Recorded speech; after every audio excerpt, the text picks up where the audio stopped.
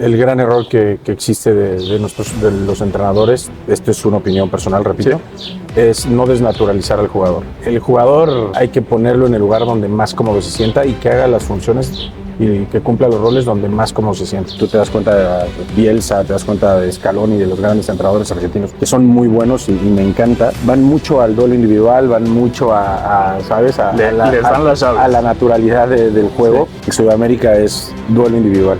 Hay que ganar el duelo para ganar el partido. Y después ese chiquito mediocentro de 1.72 tiene que competir contra el mediocentro en primera división de 1.85. El perfil físico hoy en día en el fútbol te gana partidos. Que se tiene que cambiar toda la estructura de la formación en México. Hay que mejorar el perfil, hay que tener formadores y sobre todo el modelo formativo de los clubes. En primera división un error en salida te lo cobran con gol. El salir del país a prepararte, como tuvimos la posibilidad algunos, lleva dinero. Es caro ser entrenador. Es caro ser entrenador. Un jugador que tiene todas las condiciones para ir a Europa y su sueño es llegar a Europa, pero a los 22 años lo compran por $6 millones y gana $2 millones al año. Es que no está mal el futuro que se le viene, ¿no? O sea, a nivel comodidad, a nivel asegurar vida, a nivel patrimonial, a nivel familia, por supuesto que está cómodo. Y entonces llegas a un nivel en el que eres figura, cobras bien, estás en un buen equipo. Es complicado, ¿no? Es complicado que digan, ay, pues me voy a Europa.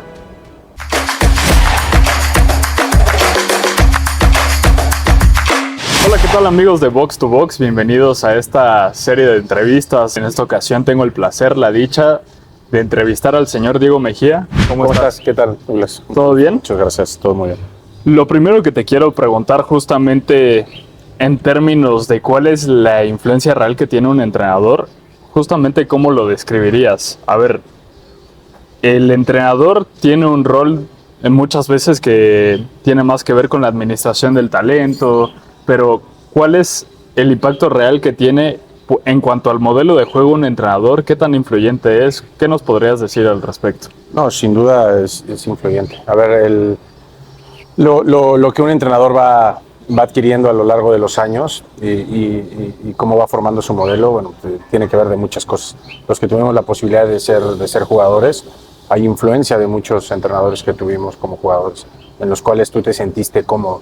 Pero no necesariamente eso sea lo correcto, ¿no? Después tienes una formación educativa, después tienes la posibilidad, bueno, en mi caso que fui auxiliar de grandísimos entrenadores aquí en México, después mi formación en Europa también tuve la posibilidad de conocer muchos entrenadores y como que vas adquiriendo algunas cositas de cada uno para ir creando lo que tú quieres plasmar en el campo.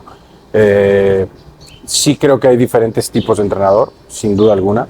En el cual en todas estas características que tiene el gestionar un grupo, que gestionar me refiero a absolutamente todo, desde lo volitivo hasta modelo de juego, creo que hay muchos entrenadores que la balanza la cargan más hacia un lado, ¿no? Hay muchos entrenadores que son totalmente gestores y que eso hace que todo funcione.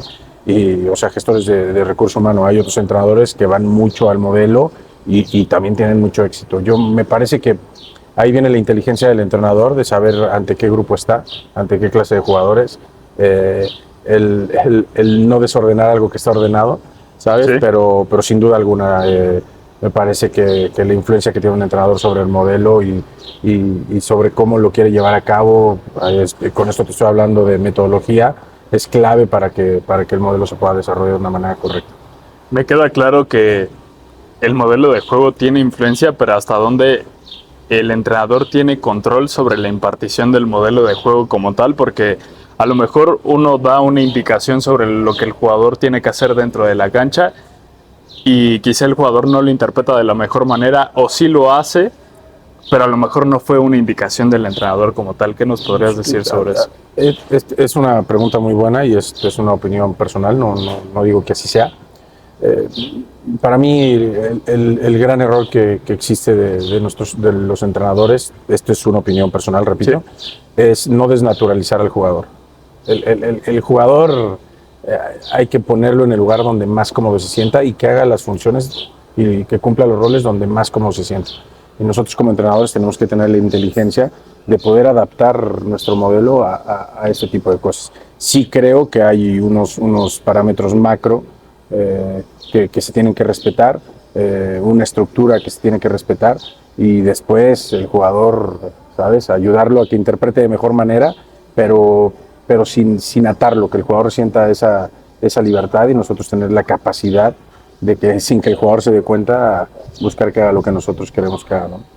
Algo que nos comentaban algunos formadores es que a veces justamente se desnaturaliza un poco al futbolista. Si hay algún jugador cuya mayor cualidad es el regate, muchas veces se le dice: no regatees, tienes que dar el paso horizontal, el paso hacia atrás. ¿Crees que esta situación, con base en tu experiencia, sí se haya reflejado? En tu caso, estuviste como auxiliar en Juárez, estuviste como entrenador ya a nivel profesional, pero ¿has podido ver un poco de esto o crees que ya se haya trabajado de otra manera? A ver, para mí, he escuchado mucho esta frase, sobre todo de gente sudamericana, ¿no?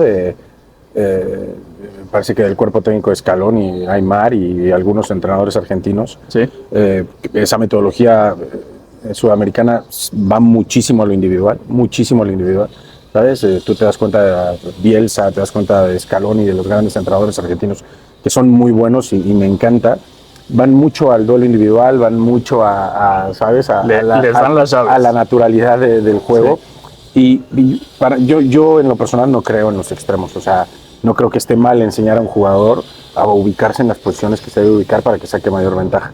Como no estoy de acuerdo que si la jugada necesita 3 toques, lo forces a que juegue un toque, ¿no? Yo creo que el enfoque que nosotros tenemos que tener como entrenadores es ir un poco más a lo macro y a lo meso, ¿sabes? A estos fundamentos más universales de juego, y lo micro, ayudarlo a que el jugador saque ventajas a partir de pequeñas cosas. Pero si el jugador es bueno regateando, o si el jugador es bueno dando el último pase, pues no lo pongo a iniciar la jugada, no sé si me explico. Sí. No lo meto entre centrales, busco un espacio para que él encuentre su mejor versión detrás de línea de medios, ¿no? Entonces, la ubicación y la corrección me parece que tiene que ser a favor de no desnaturalizar al jugador. Todo se reduce a que hay que colocar al jugador en donde él se sienta más cómodo. Si su mayor virtud es el 1 contra 1, pues hay que ponerlo en una situación donde él pueda encarar muchos 1 contra 1. Si a él le gusta girar, pues hacerlo recibir de espaldas para girar una estructura rival. Entonces, dicho esto, tú, por ejemplo, tuviste a Denzel García en el Juárez, un jugador que a título personal me gusta mucho. ¿Te has podido empapar un poco de la formación de futbolistas en México? Sí. ¿Tú crees que la formación es un problema en el país? Para mí, o sea,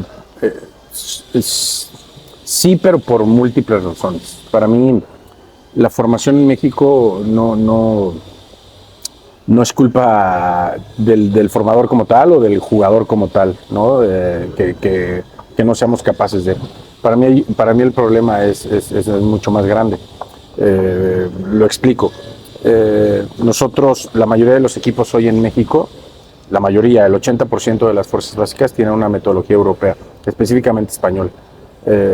Los perfiles de los jugadores son jugadores bajitos de estatura, de este Barcelona de hace 10 años, ¿no? Centros de gravedad bajo, con mucho giro, con mucha percepción del espacio, con buen pie, y está muy bien, pero los entrenadores que hay en primera división, la mayoría vienen de Sudamérica. Y Sudamérica es duelo individual. Hay que ganar el duelo para ganar el partido. Y después ese chiquito mediocentro de 1.72 tiene que competir contra el mediocentro en primera división de 1.85. El perfil físico hoy en día en el fútbol te gana partidos. Entonces, para mí nosotros no solamente tenemos que mejorar el tema formativo, sino tenemos que mejorar el tema de perfiles y definir el tema de perfiles de jugadores que tenemos. Eventualmente el jugador que mide 1.73 y es bueno va a jugar. Caso de Denzel, que es un chiquito de estatura baja, pero con un tren inferior brutal y una capacidad de giro y capacidad de pase. Un golpeo impresionante. Un golpeo bastante bueno. A mí tuve la posibilidad de ser parte de todo el proceso de formación de Denzel hasta su debut, hasta llegó a ser capitán conmigo, llegó a selección, tuvo convocatoria, estuvo en una lista de selección mayor. La verdad que me parece que la capacidad del jugador mexicano es increíble. A veces creo que nos falta más tener ese valor de poderles dar la posibilidad de que aparezcan en primera división. Entonces tiene que ver con el tema de la detección del perfil como tal y no tanto porque el futbolista mexicano carezca de talento. Es que es bien complicado, ¿no? O sea, para mí el perfil físico hoy en día, ves los equipos europeos, ves la selección de Estados Unidos, los mediocentros arriba de 1.80 todos. Para mí hoy en día es fundamental el perfil físico, por el tipo de juego que hay, por cómo ha evolucionado el fútbol. Ya el juego este juego de posición, ¿sabes cómo decirlo? El de toda la vida, el puro, cada vez se ve menos en los equipos. En mismo Europa cada vez se ve menos. Hoy es un juego de posición de ventajas donde el jugador sí o sí, para tener un espacio se tiene que quitar a un jugador, ¿sabes? Entonces me parece que se tiene que cambiar toda la estructura de la formación en México. Hay que mejorar el perfil, hay que tener formadores y sobre todo el modelo formativo de los clubes tiene que ir de acorde a la competencia, a lo que es primera división, para poder aprovechar todo este talento joven, ¿no? Yo tuve la posibilidad de llevar a jugadores a Juárez. Éramos el tercer plantel más joven cuando inicio mi etapa como entrenador. Tuve la posibilidad de llevar a Buquet, tuve la posibilidad de llevar a Campillo, a Zapata, que son buenos jugadores, y el caso de Buquet, un jugador súper talentoso, pero súper talentoso. Lo ves en la cancha y lo ves entrenando, y un jugador súper talentoso, pero después a nivel físico tienes que buscar las ventajas para que él realmente pueda aprovecharlas, ¿no? Un caso contrario a Campillo, que es un poderío físico impresionante, y a partir de su físico se va generando ventajas, ¿no? Está eso, ¿no? Sí, tenía un trazo largo que sí emulaba hasta cierto punto a Rafael Márquez, claro, guardando cierta distancia, pero realmente su trazo largo, su capacidad para romper líneas en conducción me parecía. Sí, no, eso cuando juega en línea de tres, eventualmente como líbero o como marcador. Eventualmente Campillo tiene una característica muy buena, como lo mencionas, que es este golpeo largo y que es muy atrevido en conducción. A veces cometía muchos errores que son de gol, pero ahora que lo colocan de medio contención, que me parece que es acertada la posición, es que tiene una capacidad de recuperación defensiva brutal. O sea, ese físico le permite perder el primer duelo, pero estar para el segundo y ganarlo, ¿no? Ahora que me comentas el caso específico de Campillo, me surge una pregunta. ¿Qué estrategia implementaste tú para poder corregir ese tipo de falencias o decisiones imprecisas, por decirlo de alguna manera, sin desnaturalizar al jugador? Mira, nosotros, Campillo conmigo jugó pocos partidos de titular, ¿no? Él venía de un sistema de juego, de lo que hablábamos hace rato, de todo este proceso de formación que tuvo en Chivas, pasó con Mineros, equipos que en la división eran completamente dominantes. Sí. Mineros era muy dominante, el Mineros de Alexis, después Tapatío era un equipazo para la división. Con Gerardo Espinosa. Con Gerardo era muy dominante el equipo, y Campillo en esa división iba sobrado. Pero entonces estos pequeños hábitos, que no estoy diciendo que eran malos hábitos, sino que eran hábitos distintos. En primera división un error en salida te lo cobran con gol. Posiblemente en Liga de Expansión no. Entonces Campillo yo lo debuto, que tiene un debut muy bueno en primera división contra Pumas, que mete un golazo de fuera del área, y nosotros, por ese perfil físico que tiene y por esa capacidad de recuperación, el plan de partido fue Campillo de lateral izquierdo, en salida era un tercer central. Nosotros girábamos para hacer al Chaca alto, y su principal función, como no éramos un equipo dominante, como éramos un equipo que por el plantel que teníamos, un equipo de bloque medio, bloque bajo y transiciones rápidas. Sí. Y recuerdo que la principal función de Campillo era lo que nosotros creíamos en ese momento, que Pumas era durísimo, que era con Salvio, ¿no? El 1 contra 1 de Salvio era brutal. Entonces nosotros, la principal función para Campillo fue Salvio. Tú a Salvio donde vaya. Entonces ese extremo izquierdo, que me parece que era Agustín Ursi, que tenía muy buen ida y vuelta, nosotros defendíamos en el bloque bajo con una línea de 5, Campillo por dentro, a seguir esos desmarques que hacía entre líneas Toto Salvio, y fue yo creo que fue uno de los mejores partidos que tuve de Campillo y que tuvimos en esa primera etapa en Juárez. Sí.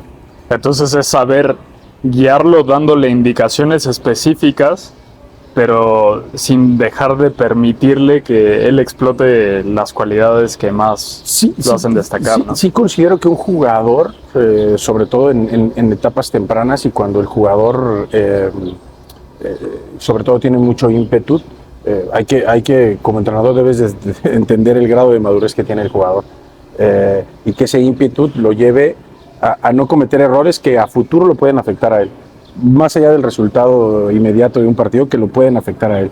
Entonces, que como entrenador, uno que tiene que entender, que le tiene que decir a un jugador que va iniciando, que es su debut, que juega sus primeros partidos, darle roles puntuales que lo sigan. Y que esos roles, mientras él sepa que los está haciendo, generen autoconfianza en él.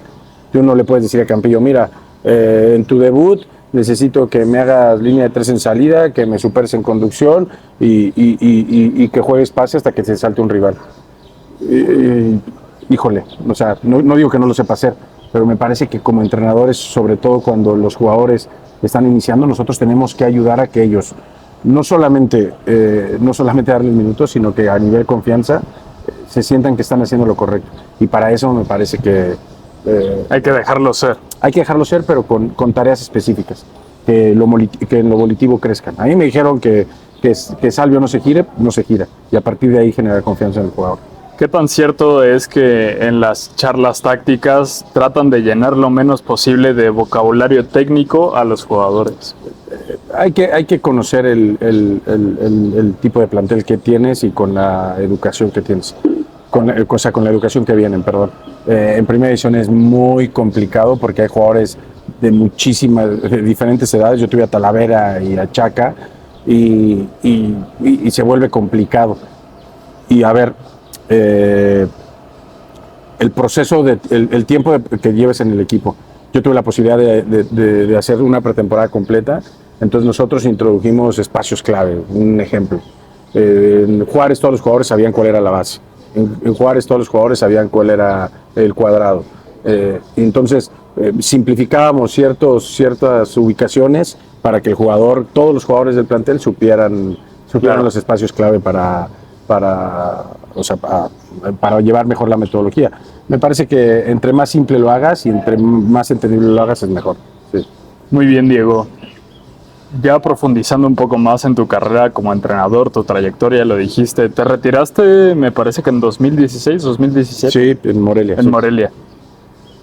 Bueno, pero ya has tenido la oportunidad de entrenar más de un lustro, trabajaste con Ferretti, trabajaste con Poncho Sosa. Sí, con el Flaco Tena, con Cristante, sí. ¿Cuál es la dificultad más grande que te has encontrado como entrenador en México? ¿Crees que hay algo que mejorar en cuanto a infraestructura? ¿Crees que existen los medios correctos aquí? A ver, yo tuve la posibilidad de estudiar en el ENDIT pasado. Hoy el contenido del ENDIT ha cambiado. ¿Para bien o para mal? Me parece que para bien. Se ha europeizado un poco, ¿no? A nivel conceptos, a nivel... se ha vuelto un poco más específica la metodología. Antes teníamos la posibilidad de que por haber jugado tenía ciertas ventajas y todos los entrenadores basábamos nuestra formación como entrenador por lo que habían aprendido como futbolista. Me parece que hoy el juego necesita de un poco más de estructura, de un poco de más metodología. Al final me parece que hoy los que jugamos, la única ventaja que tenemos con respecto a los que no jugaron es haber jugado, porque hay muchísimos entrenadores que no jugaron y que se prepararon de una manera increíble y que entienden el juego de una manera increíble. Entonces hoy los que jugamos no nos podemos quedar con el hito de jugamos y ya por eso lo sabemos todo. Es un error completo. En México me parece, sin demeritar, que seguimos un poco corto en el tema formativo como entrenadores, que podríamos buscar algo más para crecer. Hay muchos entrenadores en México que lo hacen, hay muchos entrenadores en México que buscan ir a Europa, que buscan ir a Estados Unidos, que buscan ir a Sudamérica. Y bueno, me parece que ahí está la clave para que nosotros formemos de mejor manera, ¿no? Entonces llegas a la conclusión de que sí hace falta capacitar mejor a los entrenadores y a los formadores en México. Sabemos que la Federación Mexicana de Fútbol en este momento está tratando de plantear un proyecto donde los entrenadores deben acceder a ciertas licencias, la UEFA Pro. Por supuesto que está el curso del ENDIT, están los cursos de MVP, de la Academia FEC. ¿Cómo te has preparado tú y cómo crees que los entrenadores se deberían preparar para que justamente sus capacidades también se puedan potenciar en beneficio del fútbol mexicano? Aquí se vuelve muy complicado porque el salir del país a prepararte, como tuvimos la posibilidad algunos, conlleva dinero, ¿no? Es caro ser entrenador. Es caro ser entrenador y sobre todo ir a prepararte al extranjero es caro. En mi caso estuve 3 años en Europa, viajé con mi familia, o sea, es cambiar tu vida y dejar de producir para irte de lleno a estudiar, ¿no? Entonces se vuelve complicado, no todos tienen la posibilidad de hacerlo. Creo que tampoco estar en Europa o ir a Argentina o eso te garantiza ser mejor entrenador. Sin duda alguna, eso es vocación, eso se lleva en la sangre. Claro que te da ciertas ventajas por licencias, por contactos, porque es más específico. Algo que yo noto en otros países, hablando de la formación de entrenadores, es que hay roles específicos. El director de la Real Federación de Madrid le gusta ser maestro. Los maestros del ENDIT quieren ser entrenadores. Están esperando una plaza para la sub-20, están esperando. El formador en México aspira a primera división, a ser auxiliar, a ser institucional. Híjole, en España el formador es formador. En Italia el formador es formador. En Italia, en Inglaterra, el maestro de entrenadores es maestro de entrenadores. Y perdón que te interrumpa, pero justamente eso es uno de los problemas más graves que yo detecto de la formación en México, que si el sueldo, a ver, se entiende que todo trabajador aspira a mejorar sus condiciones de vida, pero si no le das un sueldo que le permita vivir de una manera cómoda a un entrenador de la sub-13, de la sub-15, naturalmente va a querer aspirar a tener una categoría sub-20 y el de sub-20 va a querer aspirar a un primer equipo. Entonces el proceso del jugador se interrumpe porque ni siquiera el modelo de juego está correctamente cohesionado, por decirlo de alguna manera. ¿Estás de acuerdo conmigo? Sí, a ver, por supuesto que hay que cambiar toda la estructura y a ver, saber el club que si quiere entrenadores de tiempo completo en fuerzas básicas, que la remuneración tiene que ser de acuerdo al tiempo que le dediquen, ¿no? Y poder crear y poder generar esa vocación en los entrenadores. Sin duda alguna, me parece que ahí tenemos un área de oportunidad en el cual poder mejorar las condiciones de todos los entrenadores en fuerzas básicas, pero no es culpa de la estructura nada más, no es culpa del sistema, también es culpa de nosotros, ¿sabes? Yo, y con muchísimo respeto lo digo, el fútbol evoluciona, el tema formativo evoluciona, pero a pasos agigantados. Y a veces nos quedamos en la zona de confort, ¿sabes? Nos acomodamos con nuestro sueldo, no nos preocupamos por prepararnos, no nos preocupamos queremos que el club ¿sabes? A ver, tú, X club, mándame a Europa a prepararme, esta obligación. No, a ver, o sea, con los pocos recursos que cada uno tenga, es que hoy yo te digo que ahora que estoy aquí, que llevo un mes de vacaciones con mi familia, te metes a cursos de la FI, de la Federación Inglesa, que son gratis. Son cursos de inglés para entrenador gratis. no te cuestan un peso. O sea, cursos de contraataque gratis, de la que imparte la Federación Inglesa. O sea, a ver, la educación la puedes encontrar en todos lados, ¿no? Ok, muy bien, Diego.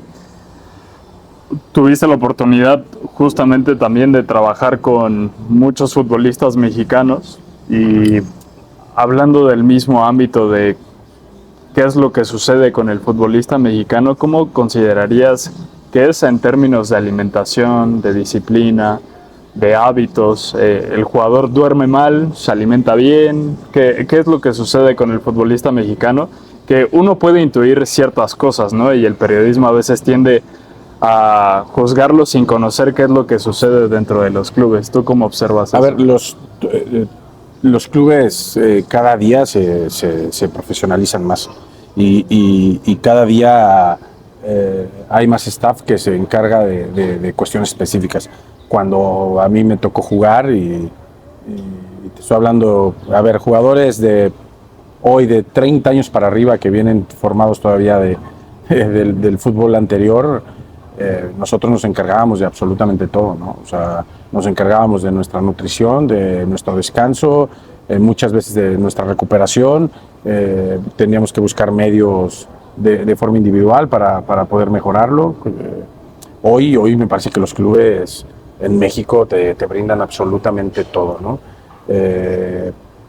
Tenemos que entender la cultura del jugador mexicano, de dónde venimos, tenemos que entender cómo somos como mexicanos, que dejamos las cosas para mañana siempre y el jugador es como, hoy no me meto al hielo, mañana.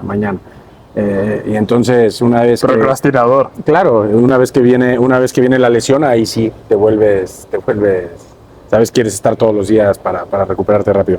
Creo que está cambiando la cultura del jugador hoy, ha cambiado mucho y el jugador es mucho más profesional. Hoy hay muchas herramientas que vuelven al jugador más profesional. Y la misma competencia. Bueno, te repito, hoy el fútbol que se ha vuelto tan físico, que los perfiles de los jugadores cada día son más atléticos, es que los jugadores no dan ni mínima ventaja que los pueda sacar de la competencia, ¿no?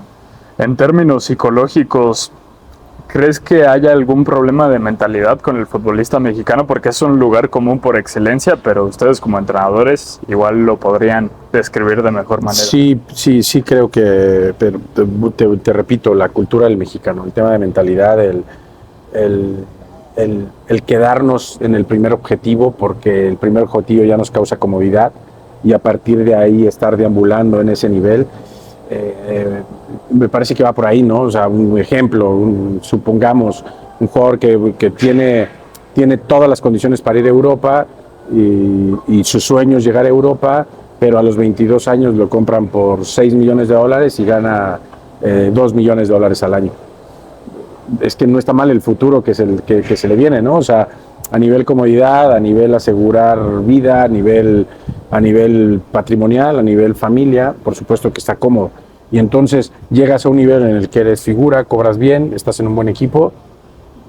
Es complicado, ¿no? Es complicado que digan, pues me voy a Europa. Entonces, me parece que eso sí es de manera personal. Y saber que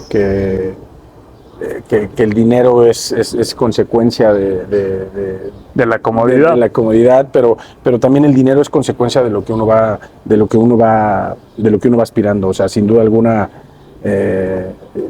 yo al menos vivo de esa manera y a mis jugadores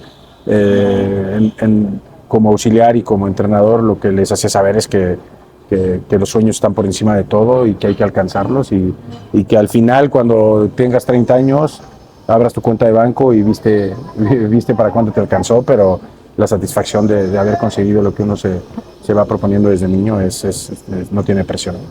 Entonces, ¿sí hay alguna manera en que el rol de entrenador, de director técnico, pueda fomentar que el futbolista también salga de esa zona de confort, también reflejado en cómo lo ven ustedes? La mayoría de los entrenadores, por lo menos con los que tengo amistad y con los que he tenido la posibilidad de trabajar, sin duda alguna causas esa fusión con el jugador que te obliga a educarlo, que te obliga a aconsejarlo, que te obliga a que mejore a nivel personal, no solamente a nivel futbolístico. Por supuesto que sí. Después sabemos como entrenadores que eso no te va a mantener en el puesto. ¿Sí? O sea, al final el puesto te va a mantener el resultado. Pero como entrenadores, y tampoco es que el club te va a agradecer por eso, ¿no? Los resultados están ante todo. Pero sí como entrenador tenemos una satisfacción de ver a los jugadores crecer, de ver a los jugadores que van cumpliendo sus objetivos. Y bueno, es esa satisfacción que muchas veces no se cuenta, ¿no? Para ti, ¿cuál sería el balance más adecuado que debe tener un entrenador? Alguien me platicaba que el trabajo de oficina de un entrenador está un poco más abandonado de lo que se hace en cancha, pero también hay unos que profundizan más en sus relaciones con los jugadores y esto permita que se fidelice más el futbolista con su entrenador y que obviamente grupalmente y dentro de la cancha, en el modelo de juego, esto se manifieste para beneficio del equipo. A ver, es como cualquier empresa, ¿no? O sea, uno tiene que buscar las mejores condiciones para que el jugador no llegue a esa comodidad, pero que se sienta feliz haciendo lo que hace. Eventualmente creo que hay muchísimas maneras de poder sacarle rendimiento al jugador. Y hay reglas que tienen que ser grupales y parejas, pero después sí considero que la gestión es individual. Tú no funcionas de la misma manera que funciono yo, y yo no saco lo mejor de ti de la misma manera que sacan lo mejor de mí. Entonces, como entrenador tenemos que tener la habilidad y la percepción de conocer de manera personal a cada uno de los jugadores y a partir de ahí poderles llegar. Hay jugadores que funcionan mejor con regaños, hay jugadores que funcionan mejor con confianza, ¿sabes? Pero sí, las reglas de convivencia en un grupo tienen que ser generales y después, a título personal, me parece que la gestión sin duda alguna tiene que ser de manera individual. En relación a la oficina, a ver, la cancha es todo, ¿no? Para mí la cancha es todo y la mejor manera de que un jugador puede entender el modelo es a través de la cancha, pero sí también, hoy con todas las herramientas que tenemos, nosotros facilitamos esa lectura con video. Y para tener un buen video, para tener un buen análisis, para tener una buena metodología, el entrenador tiene que hacer trabajo aparte. Tiene que trabajar en oficina. O sea, hoy te digo que desde un punto de vista y como yo vivo la carrera de entrenador, el entrenador es 24/7, está metido mientras esas 2-3 horas de cancha no termina el trabajo del entrenador. Dos preguntas, Diego. Me quedé con una declaración que en algún momento comentó Andrés Guardado, que comentó que aquí en México se trabaja mucho gimnasio en comparación con lo que él vio cuando estaba en el Real Betis, que había mucho balón, se trabajaba mucho con pelota. La pregunta es, ¿sí sucede esto? ¿Sí crees que, bueno, has podido comparar también las metodologías de trabajo mientras has estudiado en Europa y cómo se trabaja aquí? ¿Sí se manifiesta eso, que se trabaja más el tema físico y a veces eso está muy por encima de lo que se trabaja con balón? A ver, sin duda, o sea, sin duda en Europa es un también por la competencia, que quede claro, hay que ver todo el contexto, ¿no? La competencia en España, pues está los que juegan Champions, juegan Liga, juegan Copa del Rey. Entonces, la competencia te hace que la metodología se tenga que ajustar en este tipo de equipos. Volvemos, las corrientes, o sea, la mayoría de los entrenadores que vienen a México son entrenadores de escuela sudamericana. Y sumémosle otra cosa, el perfil físico de los jugadores en fuerzas básicas. Ya muchas veces como entrenador llegan jugadores que ves su estructura y les falta todavía desarrollo. Entonces, desafortunadamente en primera división tienes que estar trabajando ese desarrollo muscular de algunos jugadores. Pero sin duda alguna estoy totalmente de acuerdo con Andrés. En México, esto es a título personal, hay un exceso de trabajo físico y que se puede aprovechar el tiempo para un trabajo más en cancha, ¿no? Sí, y a veces se parte mucho de la idea de que es que le hace falta físico y en el físico solamente se habla a veces de la masa muscular, claro, ¿no? Me acuerdo del caso de Diego Lainez. Uy, no, es que le hace falta un poco de masa muscular, no tiene el físico, pero tampoco es lo más importante, ¿no? No, a ver, el fútbol está claro que no depende de una masa muscular gigantesca, ¿no? Hay muchísimas maneras de trabajar el físico.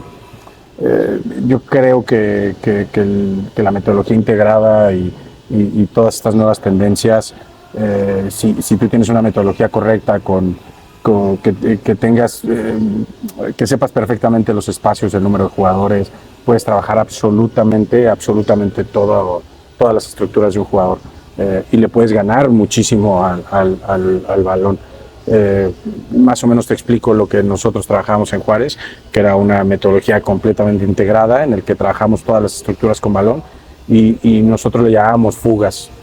Como tú hoy tenemos la posibilidad que la tecnología nos ayuda, tú monitoreas, tú sabes lo que en un trabajo, un -4, un trabajo de fuerza, que tú sabías que el jugador tenía que cumplir ciertas aceleraciones y desaceleraciones, y tú estás monitoreando en vivo y ves que, imaginemos, Denzel García se quedó corto entre esas aceleraciones. Bueno, a final del entrenamiento, de manera analítica, cumple con esas 3 aceleraciones y después va a su casa. Es para cumplir el parámetro físico del entrenamiento, ¿no? Si tuvieras que describir, bueno, resumir cómo es el perfil del futbolista mexicano en lo técnico y lo táctico, ¿cómo lo resumirías? Sé que es difícil generalizar, pero creo que sí hay ciertos patrones que se pueden cumplir con todos los futbolistas. Creo que hay posiciones en las que tácticamente somos de clase mundial. Hay otras que hemos perdido, por decir.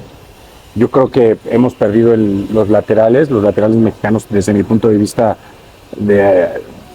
estoy hablando de hace algunos años, eran laterales de primer mundo. El mediocentro mexicano para mí me parece que es de los mejores mediocentros del mundo. Lo que implica muchas veces que no puedas ir a Europa es el perfil físico.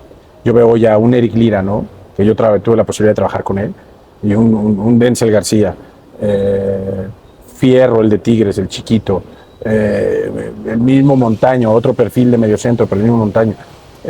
Son jugadores que te pueden jugar en Portugal, que te pueden jugar en Holanda. Después hay que ver contra quién compiten, lo que te digo. O sea, es muy difícil llevar un jugador a Europa de 1,73.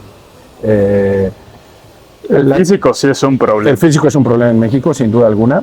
Hay que tratar de cambiar ese perfil, y esto ya viene el proceso de sub-13, sub-15, el proceso de captación, el proceso de que como club y como formadores tengamos la paciencia es normal que un jugador de 1,80 de 14 años en ese momento descoordine, pero hay que tener la paciencia de no ganar partidos en esa categoría para que el jugador mejore en las siguientes. Técnicamente el jugador mexicano es muy bueno. Yo con colegas tuve la posibilidad de estar con una semana previo al partido contra el Madrid con Rubén Baraja en Valencia, y hablábamos, veíamos videos, compartíamos muchas cosas, y él, que era un jugador que tenía un golpeo de balón impresionante, decía, es que el jugador mexicano tiene un golpeo de balón brutal. O sea, el jugador mexicano tiene muy buen pase, tiene muy buenos controles, tiene muy buen golpeo de balón, tiene muy buena percepción del espacio. Después hay otros detallitos que hay que pulir para que pudieran ser del himno. ¿El ritmo podría ser uno? El ritmo, pero el ritmo lo pone la competencia, ¿sabes? Es que yo considero que los torneos mexicanos tienden a ser un poco lentos en comparación con los campeonatos europeos. Claramente ellos están acostumbrados a hacerlo en un punto de velocidad más exigente, pero yo he notado que, por ejemplo, en el auge de la Leagues Cup, en ocasiones los equipos estadounidenses están acostumbrados a jugar a un ritmo más acelerado. Volvemos a lo mismo, es el nivel de competencia, ¿no? Tú vas a Alemania y vas a notar velocidades brutales de los delanteros. Son especialistas en el contraataque, ¿no? son especialistas en Sí. robar y salir rápido. Después vas a España y ves muchos bloques medios bajos, ¿no? Y ves muchas contrapresiones. Después vas a Italia y ves un juego un poco más abierto. Para mí es un tema de la competencia en México. Yo siempre con mi cuerpo técnico platicábamos, cuando analizas un partido en México es súper difícil ver a los 22 jugadores en la toma. Totalmente de acuerdo. Son equipos muy largos, son equipos muy dispersos. Eso hace que haya recorridos demasiado grandes, eso hace que el balón Que se viaje. partan con mucha facilidad. Todo el mundo pensamos que, y está comprobadísimo, que si tú das un pase de 30 metros, el balón viaja más rápido. No, el balón viaja más rápido si hay jugadores, si encuentras pie más pronto.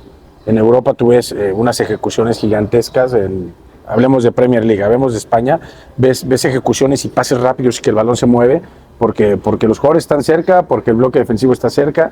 En México no, en México te permite que haya muchas conducciones, te permite muchos desplazamientos largos, pero es a lo que se juega la liga, ¿no? Pocos equipos defienden con todo el bloque detrás en media cancha, o sea... Esa era una reflexión que yo sacaba por la reciente eliminación de Tigres en la Leagues Cup, Mazatlán que le ganó a Cruz Azul, que realmente el común denominador es que, le ceden la iniciativa a los equipos mexicanos, llega un momento en donde les roban el balón, no hay una buena activación tras pérdida, y lo que hacen es verticalizar y muchas veces los equipos no están en circunstancias favorables para defender esas situaciones justamente porque no tienen proximidad entre líneas. El equipo usualmente está muy alargado. Las ubicaciones de los jugadores, volvemos a esto de las posiciones clave que no solamente te permiten atacar mejor, sino te permiten estar cerca ante posible pérdida, tener más jugadores en zona fuerte de balón. Estados Unidos, yo tuve la posibilidad de dirigir la Leagues Cup pasada y Estados Unidos tiene entrenadores que la verdad plantan muy bien a sus equipos, mucho más europeizados, o sea, con una escuela, con una tendencia mucho más europea y que nos cuesta entender. En México es Pragmático. Son pocos los equipos que te defienden con los 10 jugadores detrás del balón. Es más, como entrenador, para los que estamos acostumbrados al fútbol mexicano, ya lo vemos de manera natural, pero yo he platicado con entrenadores que te cuesta mucho trabajo gestionar los descolgados que dejan los equipos. Te defienden con 7 y te dejan 3 arriba algunos equipos. Te defienden con 8, te dejan 2 arriba. Y es muy difícil gestionar esos descolgados. Es lo que te digo, otros países están los equipos bien metiditos, bien compactos, y que eso también en transición te permite encontrar el primer pase, al robo, ¿sabes? También todo tiene que ver. El diagnóstico que yo he tenido a partir de que he visto a la selección mexicana, pero también reflejado en lo que sucede particularmente en los clubes mexicanos, es que no hay una buena activación tras pérdida. O sea, insisto, no sé si sea un tema de que no se haya trabajado lo suficiente, pero desde la gestión de Gerardo Martino, algo que me di cuenta es que la transición defensiva de la selección mexicana tiende a ser endeble, pero después ves cómo se da en los equipos de la Liga MX y tal vez entiendes por qué es un común denominador. Sí, a ver, yo como entrenador trato de ser muy simple en mis ideas, en las mías, en las que me hablo a mí mismo, y yo creo una cosa, o sea, si tú llegas con menos pases a la cancha del rival, eventualmente tu equipo va a estar más largo. No sé si me explico, o sea, yo llego con 3 pases al área rival, eso quiere decir que metí balones largos, eso quiere decir que mi defensa central no ha achicado. Entonces, si tú llegas con más pases, eso te permite a que el equipo esté mucho más junto, mucho más ordenado, mucho más estable. ¿Qué pasa cuando pierdes? Que el equipo ya está en una zona donde tú quieres y las distancias para poder hacer esas transiciones y poder activar una presión tras pérdida, pues son mucho más cortas. Hay mucho más ayuda, se pierde el primer duelo, pero hay un segundo duelo. Y todo tiene que ver con lo que hablas ahorita, ¿no? La proximidad del jugador. Si tú eres un equipo que recuperas y juegas largo, es que es muy difícil que tu equipo esté compacto, ¿no? ¿Qué tan importante es que el entrenador se adapte a las circunstancias de su equipo? Porque hay entrenadores que son un poco más rígidos con su modelo de juego, que dicen, yo voy a jugar de la manera que yo creo que es la ideal. Y hay unos que tienden a ser más pragmáticos, es decir, que se adaptan a la materia prima o también al escenario que le plante su equipo rival. Creo que Víctor Manuel Vucetich lo ha hecho muy bien a lo largo de su carrera, que se ha tendido a adaptarse a lo que le plantea el equipo rival. ¿Qué tan importante es que el entrenador no sea tan rígido y sí se sepa adaptar a las distintas circunstancias que le plantea? Porque hay entrenadores muy dominantes en el mundo, Mikel Arteta, Pep Guardiola, que son muy posicionales y que difícilmente los vas a ver salirse del modelo de juego que ellos siempre han pregonado. Sí, Pero, ¿qué tan importante? Yo creo que tiene que ver con el tiempo y la materia prima. Para mí el modelo son los jugadores. ¿Qué jugadores tengo? ¿A qué juego? Y a partir de ahí vamos desarrollando. Yo te puedo decir de porque lo sé, porque lo vi, porque he estado cerca. Guardiola trabaja muchos planes de partido. Su modelo no cambia, sabemos lo que le gusta. Un modelo meramente posicional y presiones tras pérdida. Pero planes de partido, jugadores en ubicaciones específicas. A veces es un Gundogan, a veces es un extremo, a veces es un delantero que desciende a ocupar ese espacio, un central como medio centro. Un central como medio centro. O sea, me parece que los planes de partido son fundamentales. Hay que saber, porque en el fútbol juegas contra algo y hay que saber a qué juega ese equipo. El plan de partido para mí, a menos que seas muy dominante y digas, yo en el duelo te voy a ganar siempre, pero si tus jugadores salen en mal día, no sé de qué va ese partido. Yo sí creo que los planes de partido tienen que existir, adaptarte como entrenador a los jugadores que tienen y a partir de ahí empezar a trabajar tu modelo. Yo creo que son, ¿sabes? Es depende del grupo, son los porcentajes. Yo y todo el mundo hablamos de Martín Anselmi, que es, aparte de un grandísimo entrenador, es increíble persona. Y yo él te lo puede decir, o sea, ese Cruz Azul no es lo mismo sin el portero, sin el central por izquierda que le trajeron, sin el centro delantero. No es lo mismo, o sea, el central por izquierda, las ventajas que te da, cuando la presión del rival va alta, te pone una pelota de 70 metros cruzada, te sale en conducción, te sale en asociación. Entonces, eso ha facilitado a él para que el proceso de Cruz Azul haya sido demasiado rápido, ¿no? Después hay otros entrenadores que no tienen la posibilidad de traer jugadores para activar rápido tu modelo, pero me parece que sí, el tiempo es clave para poder desarrollarlo. Para redondear la entrevista y para finalizar, Diego, ¿qué es lo que puede hacer el periodismo para juzgar de una manera más justa a un entrenador? Porque yo creo que el periodista, lo digo a título personal y también por lo que he percibido, tiene acceso a dos cosas a través de la pantalla. Al plan de partido, que es más intuitivo que porque uno realmente está en la charla táctica para saber qué es lo que le solicitó el entrenador a sus jugadores. Y la otra es la dirección de campo, cómo interviene el entrenador ante cierta situación del partido que se le haya indigestado o bien para apuntalar algo. ¿Cómo un periodista puede hacer para juzgar justamente a un entrenador? Sin irse al sensacionalismo de el entrenador le faltó esto. A ver, primero como entrenadores tenemos que ayudar a que esto pase y no tenemos que ser tan cerrados y no creamos que nosotros tenemos que hablar de fútbol solamente con gente de fútbol, ¿no? O sea, tenemos que tener un poco más de apertura hacia el periodismo. Como entrenador también tenemos que saber aguantar las críticas, pero la verdad que se siente bien padre como entrenador cuando esa crítica viene a través del estudio del periodista, ¿no? Del estudio del juego del periodista. Otra cosa que yo veo clave es, y que lo vi en Europa, es acercar al periodista al juego, ¿sabes?